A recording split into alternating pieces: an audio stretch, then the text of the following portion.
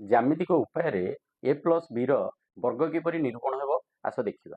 ताले प्रथमे आम गोटे रेखा नहीं जा रेखार एतिक अंश को आम नवा ए एतिक अंश को नवा बी अतएव ये टोटाल रेखाटी केते ना ए प्लस बी। बर्तमान ए परिमित आम एक वर्ग चित्र अंकन करवा। प्रत्येक बाहुर दैर्घ्य होगा ए ये है ए ए। बर्तमान ए परिमित आ सहित समांतर करी ए आम अंकन करिया। बर्तमान बी सह समांतर करी बी अंकन करवा। अथवा ये होगा बी ये होगा ए। बर्तमान यही बाहु है ए मु बर्तमान बी अंकन करी। अतएव यही टोटाल बाहुटा हो कौन ना ए प्लस बी। बर्तमान बी परिमित मु सबुठारे टाणिली। अतएव ये है कौन ना ए यही बाहुटी को मुझे देली। ये बाहु है बी यही बाहुटा है कौन ना बी यही बाहु है बी। अतएव बर्तमान समस्त क्षेत्र क्षेत्रफल आम निर्णय करिया। ताले ये ए परिमित एक वर्ग चित्र तेणु आर क्षेत्रफल है ए स्क्वायर।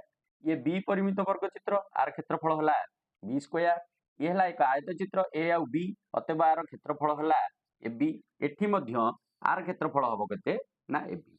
अतएव बर्तमान जो समस्त क्षेत्रफल को मिसाई देवा ये कौन हम ना ए स्क्वायर प्लस ये है कौन B square plus A B equal to 2ab। अतएव A plus B whole square कौन है ना A square plus B square plus 2ab।